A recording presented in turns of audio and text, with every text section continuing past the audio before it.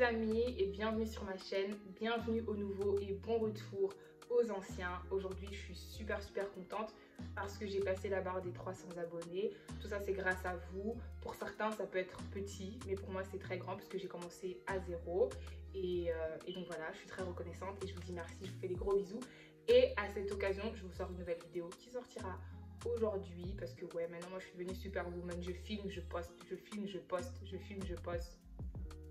Bref, voilà, dans la vidéo d'aujourd'hui, je vais vous parler des difficultés auxquelles j'ai fait face à partir du moment où j'ai commencé à vivre seule. Je ne vais pas faire une intro kilométrique, donc let's go.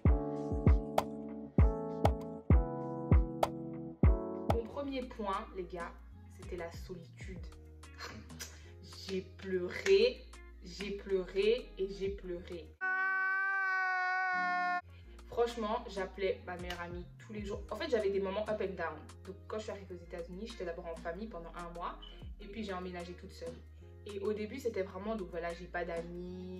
Je suis arrivée en décembre. Il fait pas, je suis à Atlanta, il fait pas très froid, mais il faisait gris dehors, il pleuvait. Vous voyez tout ça, le mauvais temps, la solitude. Franchement, ça matchait pas. Et je viens d'une famille dans laquelle franchement on était très haut, cousin qui vient à la maison, cuisine qui vient par-ci. Donc j'ai toujours été très entourée. Et le premier truc qui m'a vraiment giflé quand j'ai commencé à vivre seule, c'était la solitude. C'était moi et mes 4 murs. En plus, il faut savoir que quand j'ai déménagé aux États-Unis, j'ai d'abord vécu dans un logement estudiantin, je crois. Dans un logement estudiantin, si ça se dit, si ça se dit pas, ben tant pis. Mais voilà, et donc c'était comme un code quoi. Donc j'avais ma chambre, ma salle de bain, et donc voilà, ben ma chambre c'était tout. Dans ma chambre j'avais mon frigo, j'avais ma télé, est-ce que j'avais une télé? Non, j'avais mon frigo, j'avais mon micro-ondes. Mais s'il fallait que je prépare, je devais aller dans le couloir parce qu'on avait une cuisine pour tous. Et j'ai pas fait plus de 6 mois là-bas, je pouvais pas. J'en pouvais plus, moi et les 4 murs. Ça n'allait pas. Et comme j'ai dit plus tôt, j'avais des moments de up and down. Donc il y avait des moments où j'étais bien, j'étais contente, talala. Et puis il y avait des moments où je pleurais pendant toute une semaine. Je broyais du noir. Je pleurais, j'appelais Jessica, ma meilleure amie, et je pleurais au téléphone. Genre au point où elle commençait à s'inquiéter blindée. Et donc elle appelait. Parce qu'au fur et à mesure, genre 1 ou 2 mois après, je me suis fait des amis. Ils se reconnaîtront peut-être s'ils regardent mes vidéos. Mais après, je me suis fait des amis. Et voilà, et donc elle commençait à les appeler, genre allez la voir, allez la prendre et tout, faites-la sortir et tout, parce que franchement ça ne va pas. Donc franchement le premier point qui m'a fait souffrir de ouf, c'est la solitude. Les gars, si tu veux vivre seul, sois prêt. Genre même si t'aimes être seul et t'as l'habitude, genre moi aussi j'aime être seule parfois comme je l'ai dit plus tôt, mais là c'était pas la même chose. Le deuxième point les gars, l'ennui. Il n'y a rien à faire. T'as personne à qui parler. Dieu merci, il y a les smartphones. Mais après un moment, Insta, ça saoule. Tu vas sur Facebook, ça saoule. Tu vas sur Snap, ça saoule. Franchement, j'avais rien à faire de ma vie. À part aller à l'école et rentrer, faire mes devoirs, j'avais rien à faire de ma vie. Au point où Jessica et moi, on faisait 6 heures du temps au téléphone. Et il y avait des moments où on parlait pas. Hein. Donc on se pose là. Je mets mon téléphone, elle fait ses devoirs, je fais mes devoirs. On écoute la musique ensemble. Après, on va sur Insta, on regarde des photos des gens ensemble. Après, donc on s'ennuyait tellement, elle dans son petit village là-bas à Wichita. Et moi, j'étais ici, on s'ennuyait de ouf. Genre franchement, dans une maison full, t'as pas le temps de t'ennuyer. Parce que voilà, tu t'ennuies, tu vas, tu déranges la daronne. Tu t'ennuies, tu vas, tu déranges le daron. Tu t'ennuies, tu parles avec tes frères, tu regardes la télé, il y a des séries, il y a tout. Mais là, c'était vraiment genre moi et mes 4 murs. Et mon téléphone. Et franchement, mon téléphone à l'époque aussi, il me jouait des tours. Franchement, moi, à chaque fois que j'ai un téléphone, le téléphone commence à me jouer des tours, ça me saoule. Mais franchement, ça c'était une deuxième difficulté, l'ennui. La troisième difficulté, ce sont les responsabilités. Franchement, j'étais préparée. Dieu merci, c'est pas moi qui paye mes factures, ce sont mes parents qui s'en chargent. Mais tu dois toujours savoir, voilà, ok, tel jour je dois payer mon téléphone, tel jour je dois payer l'électricité. Pour le loyer, c'est facile, je dois payer le loyer le premier. Voilà, le loyer c'était facile, mais toutes les autres factures c'était vraiment staying on top des factures parce que après les factures n'étaient pas au nom de mes parents. Donc si quelque chose se passe, si je paye pas quelque chose, je paye pas mon téléphone, c'est pas eux qui sauront pas parler au téléphone. Je paye pas mon électricité, c'est pas eux qui seront dans le noir. Je paye pas, je sais pas, je paye pas l'eau, c'est pas eux qui sauront pas se laver. Donc, je devais toujours être responsable de ça. Après, ça fait 4 ans que je vis toute seule. Donc voilà, I guess, je me suis habituée à ça. Mais franchement, au début, c'était super dur. Avoir les factures qui arrivent, j'étais un peu submergée. C'était pas facile. Un autre point qui m'a vraiment piqué, ne pas rentrer à la maison pour trouver un plat chaud. Les gars, j'étais mal habituée. Franchement, j'étais pourri gâtée. Je vais même pas mentir, j'étais trop mal habituée. Vous voyez, en Belgique, quand je vivais en Belgique, donc voilà, chaque jour je rentrais, j'avais mon plat chaud qui m'attendait. Je rentrais à 17 h, la daronne avait déjà... La table était prête, tout était prêt. Donc dès qu'on rentre à la maison, on savait, ça se lave les mains, tu montes, tu déposes ton sac, tu te laves les mains, tu descends, tu grailles. Je suis partie vivre au bled, ça s'est même aggravé. Tu pars à l'école à midi, tu reviens à la maison, je crois qu'on avait 3 bonnes, on avait 3 dames qui travaillaient pour nous, donc une qui s'occupait de nos chambres, l'autre qui s'occupait de la nourriture, l'autre qui s'occupait de trucs. Donc on rentrait à midi, je pouvais sortir le matin, les gars. Je pouvais quitter la maison le matin, je cherche une paire de chaussures, je trouve pas, donc je balance toutes mes chaussures comme ça, je balance tous mes habits parce que je trouve pas ma culotte de gym et tout. Je rentre à midi, les chaussures sont rangées comme si de rien n'était, mes habits sont pliés, tout est bien, mon lit est fait, tout. J'étais trop mal habituée. Donc le fait de rentrer à la maison et de pas avoir de plat chaud, les gars. What? I was like, donc c'est ça. Donc tout ça pour ça. On était pressés de quitter, j'étais pressée de quitter la maison pour ça. C'est quoi ça? Pourquoi on m'a jamais dit ça? Moi je cherchais la liberté, la joie, là. Hein? Et maintenant, je devais préparer ma bouffe toute seule. Franchement, pas que je sais pas préparer ou quoi, mais franchement, c'était pas marrant, quoi. Voilà, il fallait s'habituer à ça, s'habituer à... Voilà, toujours savoir où je vais manger quoi aujourd'hui, parce que j'avais jamais eu à vraiment me préoccuper de ça, en fait. Même si c'est moi qui devais faire la bouffe, ma daronne me disait, ouais, aujourd'hui, vous mangez ça. Donc, je savais que je rentre à la maison, je dois faire ça. Mais là, tout d'un coup, c'est faire son programme toute seule, c'est préparer sa bouffe toute seule, préparer pour plusieurs jours, parce que qui a le temps de préparer tous les jours? C'était pas marrant. Donc, hey, attendez, avant de passer au prochain point. Donc, quand je rentre en Belgique, les gars, je deviens un bébé. Et limite, je veux que ma daronne me fasse manger à la petite cuillère, quoi. Limite.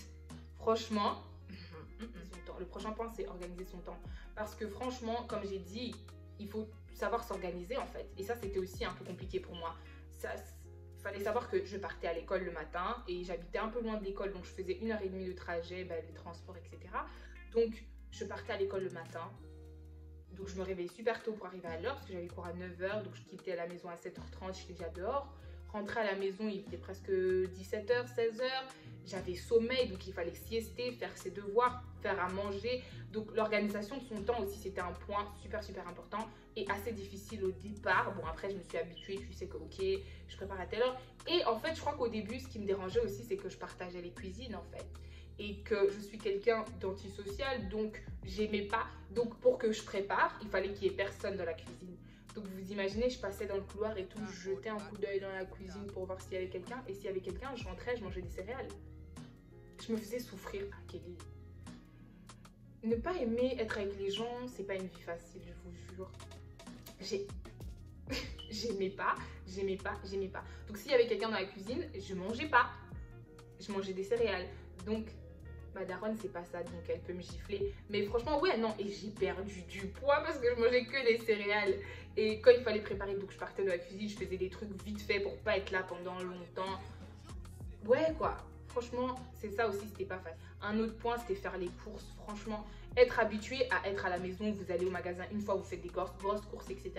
Et là, maintenant, je devais faire mes courses toute seule, m'organiser, prendre des Uber, aller, tu veux pas trop acheter parce que tu veux pas être là avec 10 000 sachets, t'es toute seule. Franchement, c'était pas marrant du tout. Franchement, organiser son temps, organiser ses courses, organiser quelle quantité de nourriture tu dois acheter, ce dont tu as besoin, faire des listes.